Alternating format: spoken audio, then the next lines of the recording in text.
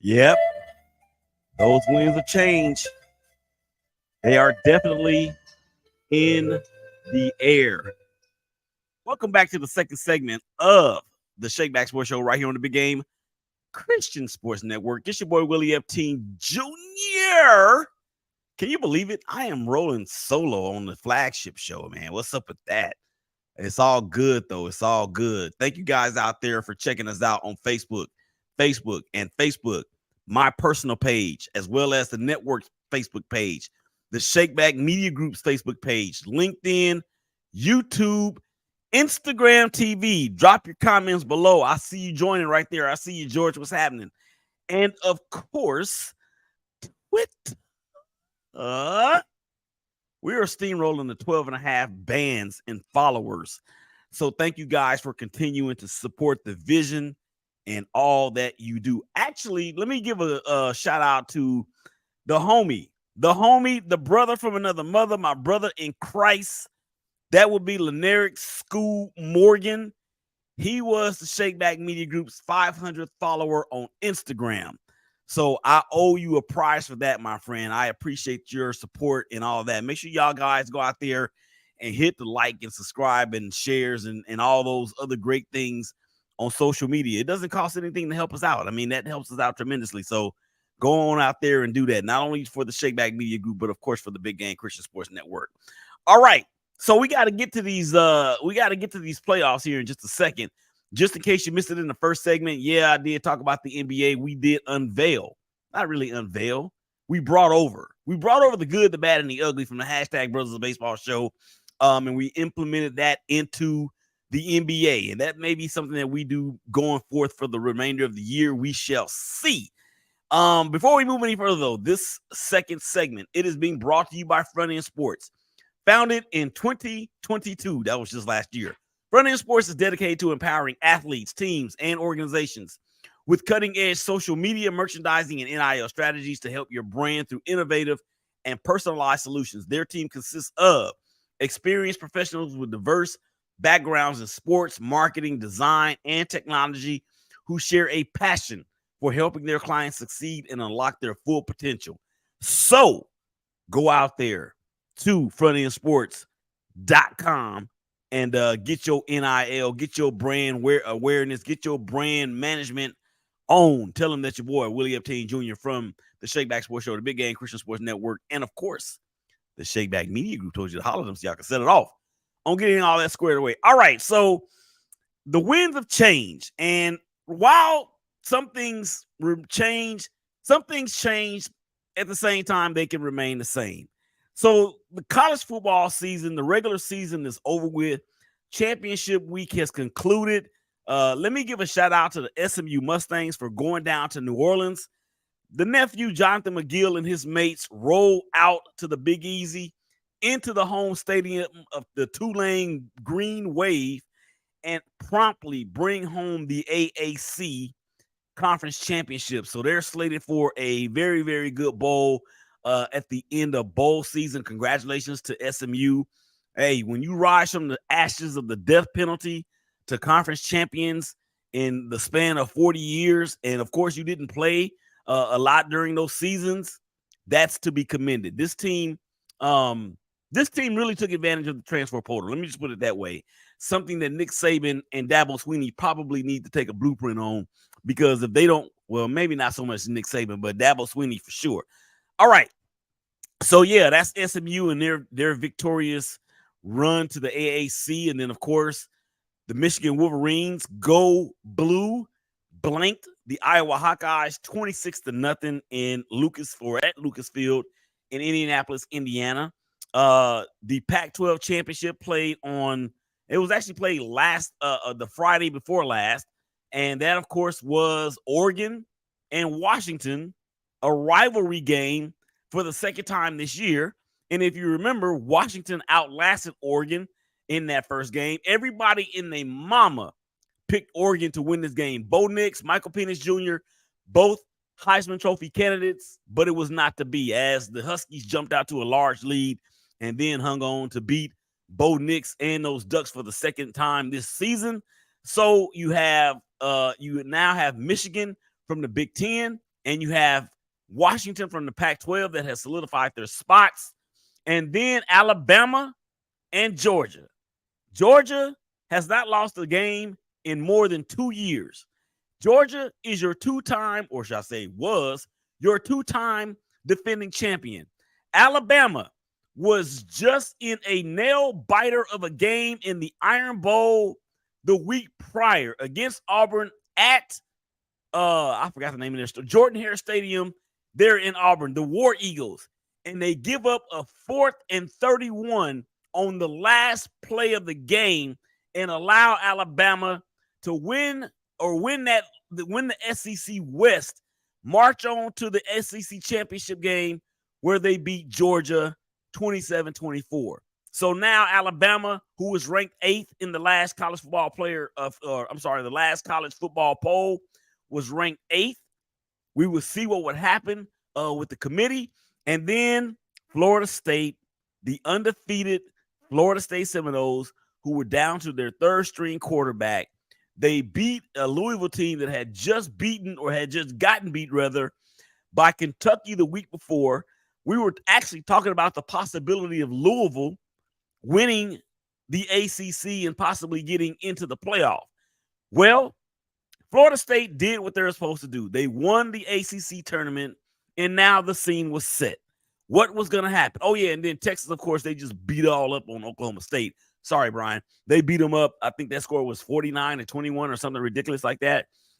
Quinn Ewers is the man, and he might be the front runner for the Heisman Trophy candidate or the Heisman Trophy next season. But so now we have it all set. Michigan, Washington, and Texas. What was going to happen? What was the committee going to do? Would Florida State get in? Would Georgia not fall any further than 4? There's no way that Alabama could go all the way from 8 to 4 and get in. There's no way that they would snub an undefeated Florida State team that played a tough game, although at a neutral site in New Orleans, close enough to Baton Rouge to be a home game for the Tigers, and they beat them. But no, they got ruled out. They were one of the last two out.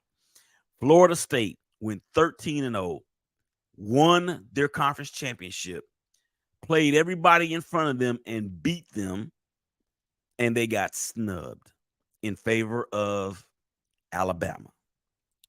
Now, I'm going to spend the rest of this segment talking about just this because I hate what happened to Florida State. What happened to Florida State was not fair. What happened to Florida State was really unjustifiable, if you ask me. Now, and then you can ask the question: it can be debated from now until college football is no longer being played anywhere. Is Alabama? Is Georgia? Is Alabama? Is Michigan? Is Washington? Is Texas? Are they one of the best 4 teams in the United States? I would like to think that they got 3 out of the 4 right. They got 3 out of the 4 right, with Alabama not being that 4th best team. And they want to talk about, well, because their quarterback, Florida State's quarterback, was injured a few weeks ago, and they had to use their second string quarterback, and he got hurt, and then they had to use their third string quarterback.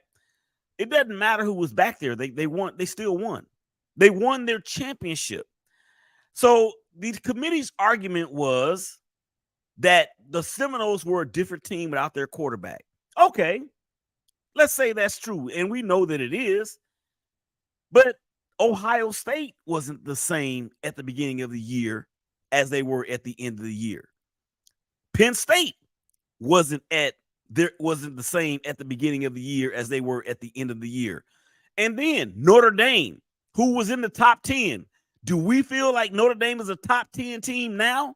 No, because all those teams I mentioned, right? Maybe with the exception of Ohio State, because Ohio State did go to Ann Arbor and lose a tough rivalry game to Michigan. And it's not like it was a blowout. It was a fairly close and competitive game. But Notre Dame was not anywhere near what we thought Notre Dame would be when the season started. Penn State to a degree. Ohio State, yeah, a bounce or two here and there, they could have been in this conversation very easily. But to say that a team that played as hard as they did, for a team that played everybody in front of them, for a team that did that and won every time they stepped on the field, you're going to take them out of the playoff because their quarterback got injured and you feel as though the team wouldn't look the same? The last time I checked, football consisted of 3 different phases: offense, defense, special teams. So let's say this. Say Florida State has the best kicker in America. He's up for the Lou Groza Award, but he has an injured groin. If he goes out, are you going to take them out of the playoff for that? Now, I understand you may say, well, Willie is only a kicker, but kickers are people too. And kickers are, I'm not going to say they're equally as important as the quarterback. However, what I will say about kickers is that they have one of the more valuable positions on the squad. Not everybody can do what they do. So if you have a Lou Groza Award candidate who hasn't missed an extra point or field goal all year long and actually has kicked some game-winning kicks, and if he's injured, are you taking that team out of the playoff because they don't look the same or they wouldn't be the same? To me, it's ridiculous. Now, let's get to the meat and potatoes as to why I think this took place. The reason why I think this took place is because of this. I played it at the beginning of the segment. It's the winds of change. The playoff is going from 4 teams to 12 teams in 2024. That's the wind of change. And just because it's going to 12 teams next year doesn't mean you're going to have the same fight with the 13th team next year, because there's going to be a 1-loss team or a 2-loss team that may get left out for whatever reason, and then the argument will continue. Well, okay, so you got 12 teams, but it expands the possibility of having more teams, or you have teams with more losses that have an opportunity. Well, do they really? Do they really? Because when you get past the top 4, maybe the top 6, do they really realistically have a chance? Say, for instance, you put Liberty in there this year, who went undefeated, played every game in front of them, and they won. Put Liberty in there against, I don't know, Alabama or Michigan for that matter. They will get boat raced. They will get chicken kicked all over the yard. But that's what happens when you have it set up in this particular type of scenario. I always thought that 6 teams would have been perfect. You had 5 power conferences, and then you have an at-large. And then you have 2 at-larges. That would have eliminated the whole talk and shebang about not every conference champion being in there, because that way you value every game and you value the conference championship. So you don't want to make it so diluted to where it looks like the men's tournament in basketball, where you have 68 teams, and in one given game, if a team is not shooting it well or whatever the case may be, then you have a team that is 19 and 14 moving on to the next round. It's setting it up to be so diluted and so watered down that I think 6 teams would have been perfect. Now, here's the other conspiracy theorist that I am. Well, a little bit of it anyway, especially when it comes to sports. When it comes to politics and life and all that, no, not that. But sports, yeah, I got a little bit of a conspiracy theorist in me. Here's the thing. Georgia is still one of the best 4 teams in America. People have argued that Ohio State, what up, Rachel? What up, Kate? What up, Sapphire? They have argued that Ohio State is still one of the best 4 teams in the nation.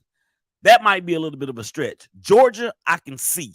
Georgia lost by 3 points to an Alabama squad that has not lost a game since they lost to Texas at home back in week 3 or 4, or whatever it was.